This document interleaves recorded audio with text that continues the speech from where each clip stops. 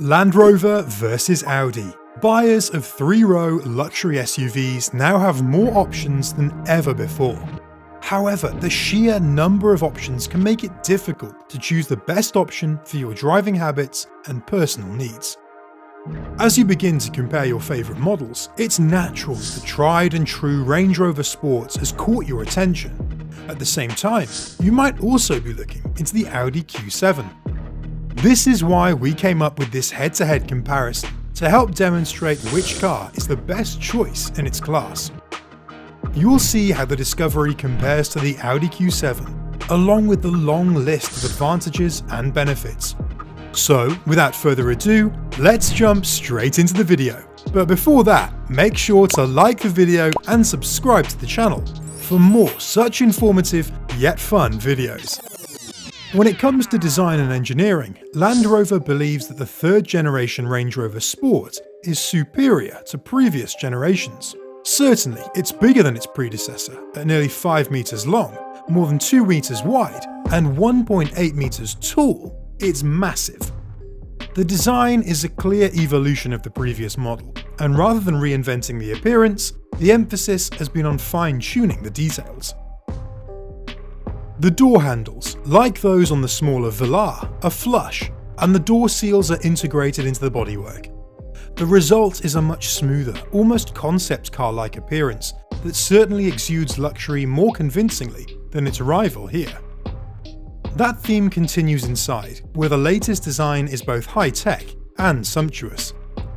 There is a lot of leather on display, and even when you do come across some plastic, it looks and feels solid. There are also some clever design elements here. The wireless charging tray, for example, is neatly nestled beneath a touchscreen, and the majority of the switchgear is organised logically. Controls like the column stalks have a solid feel to them. However, there is room for improvement. Some testers felt the steering column lacked reach adjustment, and the digital dials were too reclined for all but the tallest drivers. The Sport is built on a variant of the premium lightweight architecture used by the full-size Range Rover. This means an all-aluminium monocoque and the ability to house a variety of powertrains with varying levels of electrification. In addition to a supercharged V8 and a plug-in hybrid, the D300 3-litre diesel that we're driving here is available. It generates 296 brake horsepower and 650 Nm of torque. Moving on to driving, the Range Rover Sport is a 2.3-ton high-riding SUV, so calling it a sport is a stretch. Still, the engineering team did an excellent job. It corners competently while remaining stable and predictable. Push too hard and the front end will wash wide, but always gradually. Top-spec autobiography versions of the Sport are available with a rear-wheel steering system, which is a very useful feature. At low speeds, it reduces the turning circle from 12.53 meters to 10.95 meters, which is comparable to many Super Minis. It means that, despite the car's size, driving in congested areas isn't as stressful as you might think. The system improves stability at higher speeds by gently turning the back wheels in the same direction as the fronts. However, the steering feels strange, with a strong self-centering effect around the straight ahead that forces you to make frequent corrections. The 6-cylinder engine, on the other hand, is fantastic. It's smooth, with only a slight grumble when you accelerate, and it'll take a keen ear to notice that it's a diesel.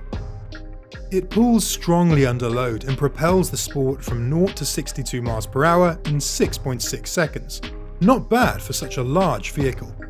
The 8-speed automatic gearbox shifts smoothly, but it feels sluggish when moving away from a stop. This means you may try to compensate by applying more throttle than necessary, causing the car to accelerate faster than intended. It's an oddity that takes some getting used to. When it comes to practicality, it's no surprise the Range Rover Sport is fairly spacious for a vehicle that's nearly 5 meters long and 1.8 meters tall. However, there isn't as much space in the back as you might expect. The Audi, for example, has slightly more head and knee room than its competitor, though the Range Rover's rear quarters are more luxurious. The Range Rover's boot, at 657 litres, is certainly spacious. Unlike the Audi, there is also space beneath the floor for a spare wheel, which is standard. When the back seats are folded down, the overall volume increases to 1,860 litres. Talking about ownership and running costs, Land Rover finished 14th overall, a significant improvement from 23rd out of 29 manufacturers the previous year. Audi, on the other hand, remained in 22nd place overall. Both cars come with a 3-year 60,000-mile warranty from the factory, with Audi's warranty being 3 years longer than Land Rover's. Both of these high-priced SUVs have a lot of value to lose, but the Range Rover Sport fights harder to keep its original price.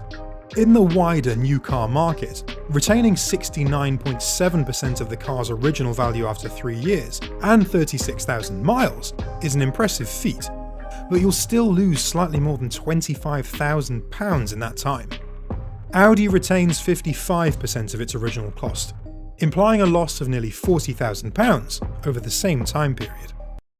Moving on to Audi Q7, the second generation Audi Q7 debuted in 2015, and a midlife refresh in 2020 added revised styling and improved cabin technology to help boost its appeal.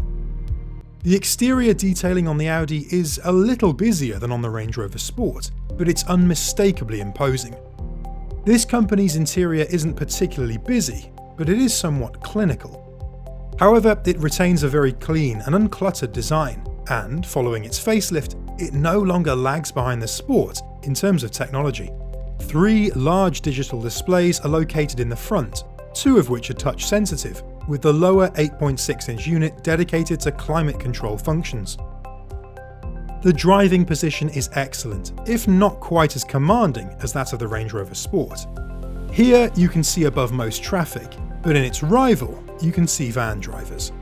The MLB architecture under the Q7 skin is shared with everything from the Volkswagen Touareg to the Bentley Bentayga and Lamborghini Urus, so the Audi has the foundation to compete with the best luxury SUVs on the market. As with the Range Rover Sport, air suspension is standard throughout the lineup, and this diesel model includes mild hybrid technology to improve fuel efficiency. The engine is a 3-litre V6 producing 286 brake horsepower and 600 Nm, which is 10 brake horsepower and 50 Nm less than the Range Rover Sport, but the Q7's curb weight of 2,165 kg is also 150 kg less. Moving on, the Q7 feels like it's fighting the laws of physics through the corners, thanks to a slightly lower driving position than the Range Rover Sport. Despite this, it doesn't feel any more agile, and the steering doesn't inspire as much confidence. Grip levels are adequate, and the Audi turns through corners neatly without being exciting, which is hardly the point of a car like this. Diesel is out of favour as a power source for new production vehicles, but the 6-cylinder engine in the Audi proves that it's still worth considering in large SUVs like this. It allows the Q7 to outperform the Range Rover Sport from 0 to 62 miles per hour in 6.5 seconds. And the power delivery is smooth, providing a constant surge throughout the rev range. It even sounds reasonably tuneful by diesel standards, and its voice fades nicely when not in use. The 8-speed gearbox still requires assistance to overcome the car's mass when taking off, but it's not as sluggish as the Range Rover's transmission. Audi's mild hybrid technology also works imperceptibly, with the engine shutting down and restarting almost instantly when driving around town. The Range Rover Sport and the Audi Q7 differ in one important way. For this generation, Land Rover only offers the Sport as a 5-seater. The Q7's 2 rearmost seats add another level of versatility and are comfortable for adults on short trips, while children will be perfectly fine back there. Whether you use them or not, the boot space in the Audi is quite large. A 295-litre volume is roughly what you'd get in a typical Super Mini with 7 seats, but if you only need to hold 5 people, that number jumps to an enormous 770 litres. Cargo volume is a van-like 1,955 litres with just 2 seats in place, a simple process thanks to electrically folding chairs.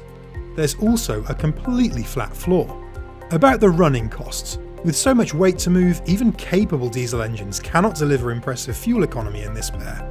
With a fuel economy of 33 miles per gallon on test and nearly 40 miles per gallon on a highway cruise, the Q7 performed admirably, especially when compared to the Range Rover Sport, which only managed 27.8 miles per gallon.